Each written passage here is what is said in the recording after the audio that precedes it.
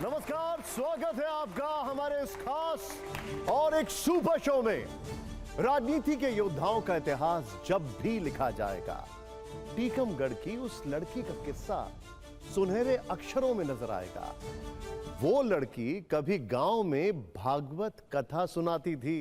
उसके तेवर और वाणी महारानी को बहुत भाती थी। फिर क्या था, वो आध्यात्म से राजनीति की राह में मुड़ गई। 80 के दशक में राम मंदिर आंदोलन से जुड़ गई।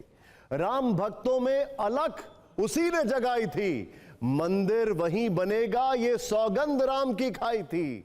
उसकी एक आवाज पर न जाने कितने भक्त मर मिटे थे। एक दौर था जब उसके भाषणों के ऑडियो कैसेट तक बिके थे। जिसकी शक्ति ने दिग्गी राजा का सिंहासन हिला दिया। मध्य प्रदेश में एक दशक के बाद कमल खिला दिया। एक ऐसी नेता जो अपनी बात पर अड़ गई तो अड़ गई, आंच उसूलों पर आई तो अक्सर अपनी ही पार्टी से लड़ गई। जोरदार तालियों से स्वागत करिए भारतीय जनता पार्टी की कद्दावर नेता, बेहतरीन वक्ता, मध्य प्रदेश की पूर्व मुख्यमंत्री, देश की पूर्व कैबिनेट मंत्री उमा भारती जी का स्वागत है। दीदी आइए, उमा जी आइए, स्वागत है। आइए, जोरदार तालियां रुकनी नहीं चाहिए। आइए,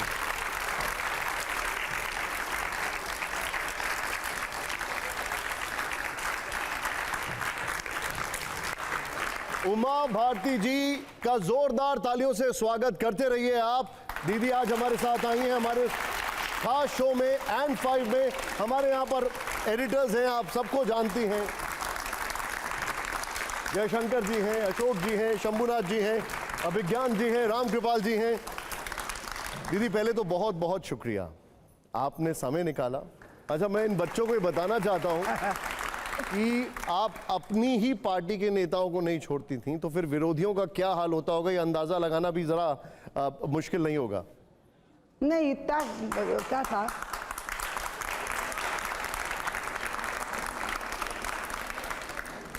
सच्ची बताएं आपको, क्योंकि ये बच्चे सामने जो बैठे हैं ये बिल्कुल मेरी आत्मा का अंश जैसे, ये बिल्कुल समझ सकते हैं मैं क्या बोल रही हूँ।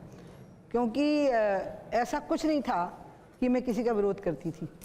मैं जो उचित होता था उस पर टिक जाती थी कि यही सही है। अब आप उसको समझ लो कि जो उसके बारे में सोच रहा है कि मैं सही नहीं कह रही हूँ, तो उसको लगेगा मैं उसका विरोध कर रही हूँ। मैं जो कहती थी मैं उसको सुनिश्चित करती थी कि ये बात सही है। तो मैं कहती थी या तो मुझे गलत साबित करो या नहीं तो मैं जो कहती हूँ वो होने दो। अब आप उसको जिस रूप में ले लो। देश में एक नया विमर्श है और वो ये है कि हिंदू कभी आतंकवादी नहीं हो सकता। आप क्या कहेंगे इस पर? मैं तो ये मानती हूँ कि आतंकवाद जो है वो अधर्म है और पाप है। इसलिए मैं ये भी नहीं कहूँगी कि कोई और दूसरे धर्म का आतंकवादी होगा। जो आतंकवादी होगा वो आतंकवादी होगा और उसकी एक ही सज़ा होती है कि उसने जिस प्रकार की क्रूरता अपनाई है, कानून अपना पूरा काम उस क्रूरता के बारे में करे।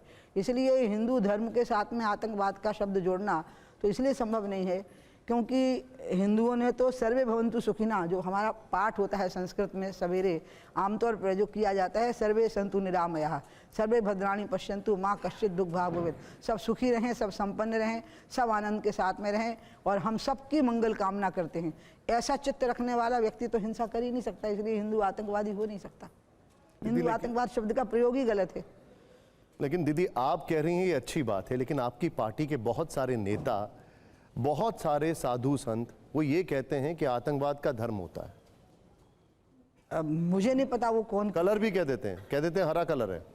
नहीं, जो कह रहे हैं मुझे उनका स्तर पता नहीं है। अगर ये बात मोदी जी कहेंगे तो मैं जवाब दे पाऊंगी, अमित शाह जी कहेंगे तो दे दूंगी, जगत प्रकाश नड्डा जी कहेंगे तो मैं जवाब दे दूंगी। जिनकी अथॉरिटी है बोलने की इस विषय पर, उस अथॉरिटी के साथ जो बोलेंगे उनका मैं जवाब दे सकती हूँ। बिना अथॉरिटी के अचानक जो कुछ बोल देंगे स्पॉन्टेनियस, उनका तो जवाब देने की मैं योग्यता नहीं रखती। मैं जवाब देना नहीं चाहूँगी, वो योग्य नहीं है कि मैं उनका जवाब दूँ। दीदी, साध्वी प्रज्ञा दोषमुक्त हो चुकी हैं, लेकिन वो कहती हैं कि उनको जो जख्म क्या होता है, साध्वी प्रज्ञा जो है वो दोषमुक्त हो चुकी हैं, लेकिन उनको जो जख्म दिए गए उनका ये कहना है कि वो जीवन भर रहेंगे। उन्होंने काफी प्रताड़ना सही। आप भी नासिक जेल में साध्वी प्रज्ञा से मिलने गई, क्या महसूस किया था आपने तब?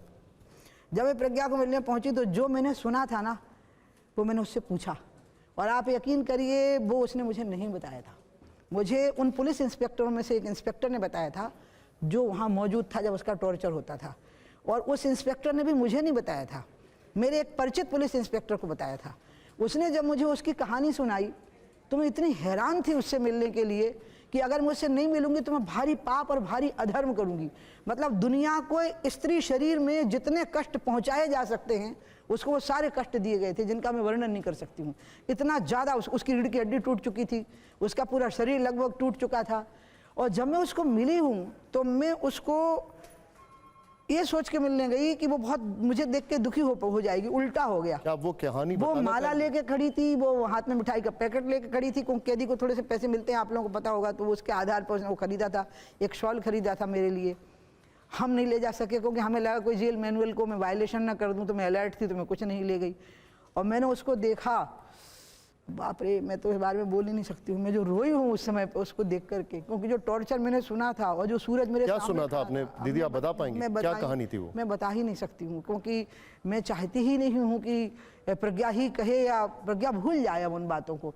उसको जिस तरह के टॉर्चर, जैसे अब मैं एक छोटी सी एक उदाहरण दे सकती हूँ कि कुर्सी पे बैठ जाओ और कुर्सी खींच दी, उसको पता ही नहीं कुर्सी खींच गई है, वो धड़ाम से नीचे गिर रही है। एक इंस्पेक्टर की ड्यूटी लग रही है कि इसके गाल पर 100 थप्पड़ मारो, और उसको 100 थप्पड़ मारे जा रहे हैं। मतलब इंस्पेक्टर थक जाता था। फिर वो कहता था साहब 50 थप्पड़ के बाद ब्रेक दे दीजिए, फिर दूसरे गाल पर थप्पड़ मारो, उसके गाल हमेशा के लिए काले हो गए यहाँ पर। जब उसको पानी मांगती थी तो उसको किसी महिला के द्वारा क्या पिलाया जाता था, प्रज्ञा से पूछिए ना, मेरे से मुझसे क्यों खुलवाते हैं आप। और उसके गले की माला छटकने के लिए जिस तरह से उसकी गर्दन खींची जाती थी, मैं मत पूछिए आप साहब। उसको जब वो समय आता था जिसको अब हम खुलेआम बिना संकोच बोल लेते हैं, क्या बोलते हैं, पीरियड का जो समय होता है, वो जब उसको आता था और इसलिए उसको कुछ नहीं दिया जाता था, उसकी पूरी टांगें रक्त से सराबोर हो जाती थी। ऐसे कितने टॉर्चर हुए हैं जो बोल नहीं सकती ना। अच्छा नहीं लग रहा है, आप क्यों बुलवा रहे हैं मुझसे ये सब, मुझे नहीं अच्छा लग रहा, प्लीज़ आप इस बात को मत बुलवाइए। लेकिन मुझे अजीब ये लगा कि रो मैं रही थी और वो मुझे चुप करा रही थी। देखिए अभी मैं बात करूंगी ना मैं रोने लग जाऊंगी, आपका सब सारा प्रोग्राम खराब हो जाएगा।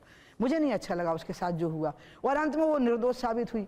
इतना टॉर्चर किसी का करना, और एक ऐसी बात पर टॉर्चर करना जिसका सबूत ही नहीं है कोई, सिर्फ एक ही बात मन में थी कि किसी तरह से एक भगवा आतंकवाद का शब्द का गठन किया जाए, फिर उसको इस्टेब्लिश करने के लिए कुछ एविडेंसेस कलेक्ट किए जाएं, उस एविडेंसेस के लिए घटना घटाई जाए, उस घटना में कुछ ऐसे इनोसेंट लोग फंसाए जाएं जिनका कोई लेना देना नहीं है, और उनको इतना टॉर्चर किया जाए जिसमें कर्नल प्रसाद पुरोहित था, जिसमें प्रज्ञा थी और जिसमें दूसरे लोग थे। और क्यों?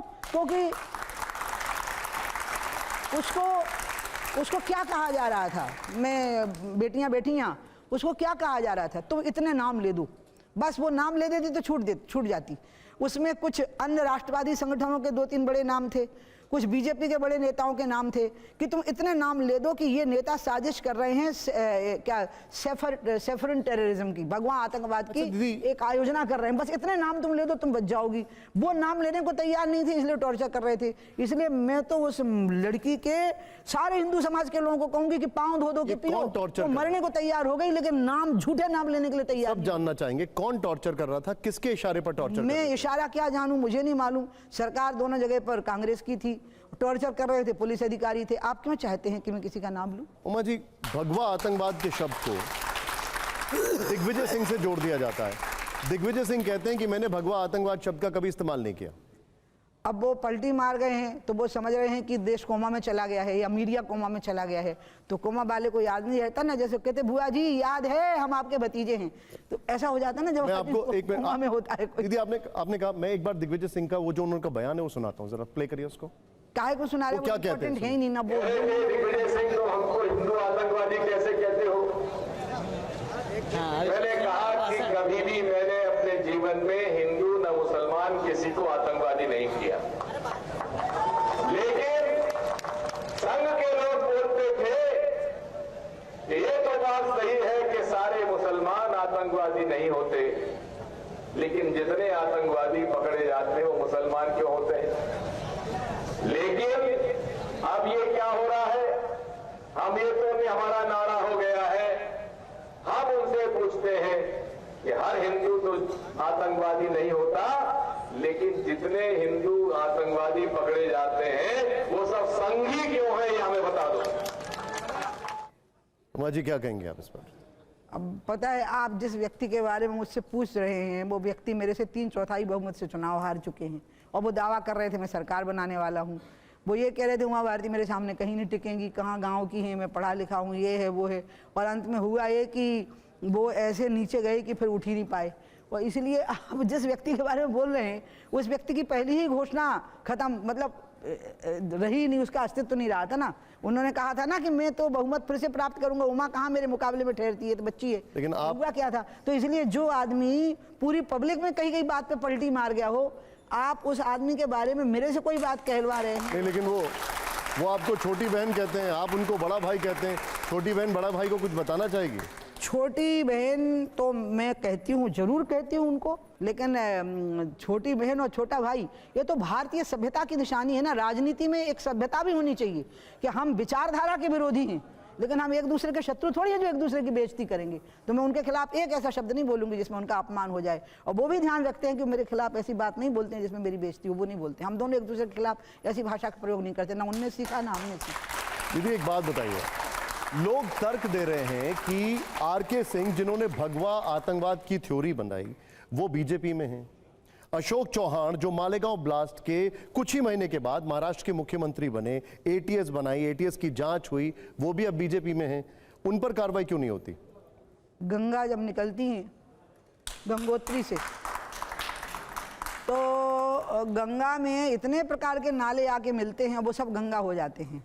इसलिए अब वो सब देशभक्ति के गीत गाएंगे, राम नाम गाएंगे, गाय के गोबर का तिलक लगाएंगे, गौमूत्र का पान करेंगे, शुद्ध हो गए। तो अब बीजेपी को गंगा कह रही हैं?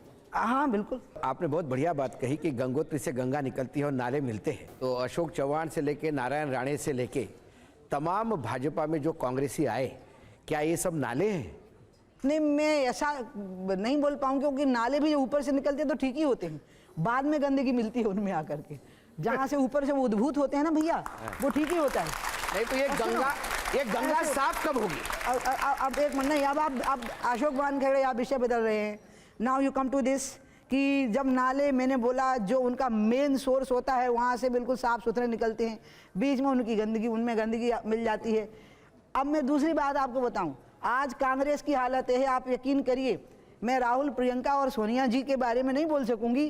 कांग्रेस के जो नेता कांग्रेस में हैं वो इसलिए हैं क्योंकि हम उनको ले नहीं रहे हैं बीजेपी में। ये कमलनाथ जैसे सब। ओके, अभिज्ञान जी।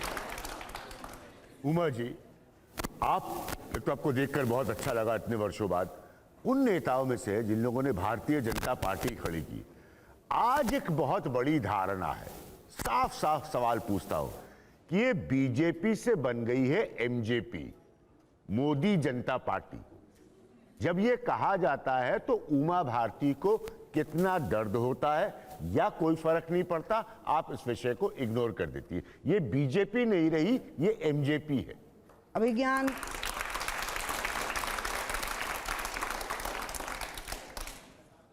कोई एक विचारधारा किसी व्यक्ति के नाम से चल रही हो, वो उस व्यक्ति के पहले भी थी और उस व्यक्ति के बाद में भी है।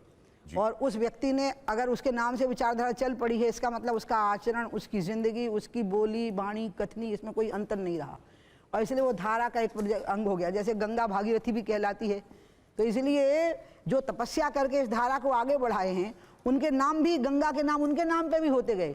तो भारतीय जनता पार्टी तो गंगा का एक प्रवाह है, और इसमें जिन ऋषियों और मुनियों ने अपने तप से इसको आगे बढ़ाया है, कई जगह पर उनके नाम से वो गंगा होती गई है। मोदी ने जनसंघ के समय की धारा को आगे बढ़ाया है, दीनदयाल जी की, कई जगह पर उनके नाम से अगर हो गए, मुझे खुशी है। इफ इट इज एमजेपी होने से आपको कोई ऐतराज? अभिज्ञान प्रकाश, मैं तेरे अंतर को बिल्कुल ही प्रकाशित कर दूं कि मुझे इसमें कोई ऑब्जेक्शन नहीं, I am very proud of it. ठीक, done, I got my answer, done. ये वापस उस विषय पर आता हूं जिस पर अभी आपने जिक्र किया था। जब यह कहा जाता है कि हिंदू कभी आतंकवादी नहीं हो सकता है, तब दूसरी तरफ से यह तर्क दिया जाता है कि देश का पहला आतंकवादी नाथूराम गोडसे एक हिंदू था। क्या कहेंगे आप इसमें? मैं इसके बारे में कुछ कह नहीं सकती, क्योंकि नाथूराम गोडसे ने जो पाप किया है वो आतंकवाद शब्द से पर्याप्त नहीं होता। उसने जिस व्यक्ति को मारा है वो व्यक्ति एक सपना देख रहा था कि आज़ादी के बाद का भारत कैसा होगा, और उसने लीड किया था आज़ाद भारत के मूवमेंट को, महात्मा गांधी जी ने।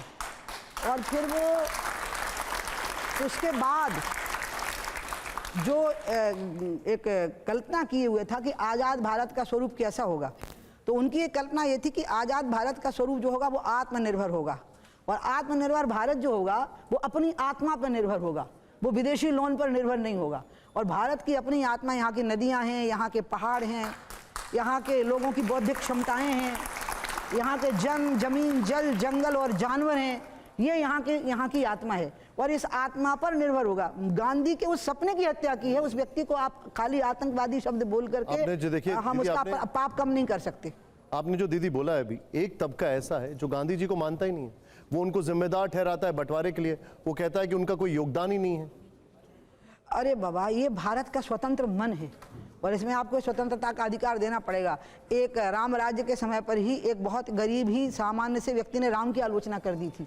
अगर आप इस बारे में इतने फंडामेंटल हो जाएंगे तो आप कट्टरपंथियों से अलग कहाँ हैं? आप जो आलोचना कर रहे हैं उनको करने दीजिए ना, उनको आलोचना करने दीजिए, और जो मान रहे हैं उनको मानने दीजिए। आप आलोचना एक प्रिविलेज है व्यक्ति का, स्वतंत्रता है उसकी, लोकतंत्र में उसका अधिकार है कि वो क्रिटिसाइज कर सकता है किसी को। हाँ, क्रिटिसाइज में उसको बेहूदगी नहीं करना, इतना ध्यान रखना है, आप अधिकार दीजिए क्रिटिसाइज करने का। क्या उमा भारती जी आज़ादी की लड़ाई में महात्मा गांधी जी के योगदान को मानती हैं, या उमा भारती जी को लगता है कि महात्मा गांधी जिम्मेदार थे देश के बंटवारे के लिए? अरे कैसी बात करते हो बाबा, गांधी जी के बारे में मैं ये राय बना करके कुछ दे सकूं, मेरी औकात है क्या ये, जिसने एक पूरे आंदोलन को जन आंदोलन बना दिया है।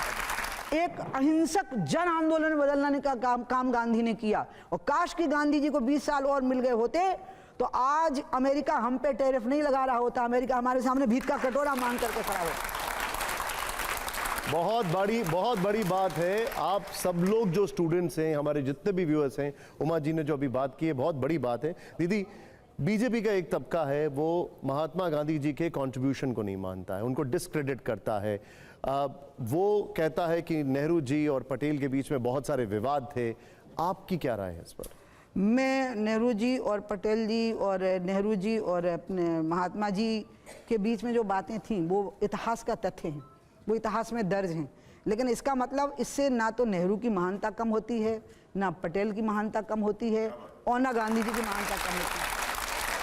वो महान थे, अब उनकी कुछ असहमतियां थीं, तो आप उन असहमतियों के आधार पर उनकी महानता को कम नहीं कर सकते हैं। इसलिए हम ऐसा मानकर एक बात आप मान लीजिए, भारत का मन स्वतंत्र मन है, यहाँ लोकतंत्र अभी से नहीं है, लोकतंत्र हमेशा से है। हमारे यहाँ जो षड दर्शन है उसमें एक छठा दर्शन है चारवाक का। सब दर्शनों ने कहा आत्मा है, परमात्मा है, स्वर्ग है, नरक है।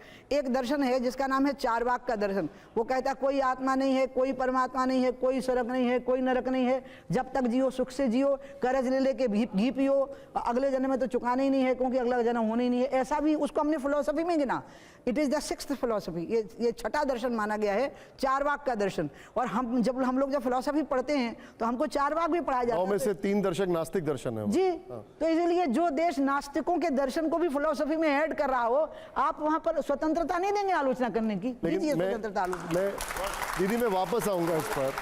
आपने देखिए यहाँ पर हर जगह ताली बज रही है, आपने जो कहा, लेकिन दीदी नहीं, और मैं एक बात और कहूंगी, अभिज्ञान ने जो मेरी बात का सुनिए, बहुत अभिज्ञान वास्तव में बहुत ज्ञानी है सच्ची में। अभी मैं आपको बताऊं, जो स्वतंत्रता, आलोचना की स्वतंत्रता को रोकने की कोशिश करते हैं, जो आलोचना की स्वतंत्रता की निंदा करते हैं, और जो आलोचना की स्वतंत्रता को संकीर्ण नजरों से देखते हैं, ऐसे लोगों को अभी इस देश की समझ नहीं है, इस देश के मन की समझ नहीं है। ये देश का जो मन है वो पूरा अधिकार देता है।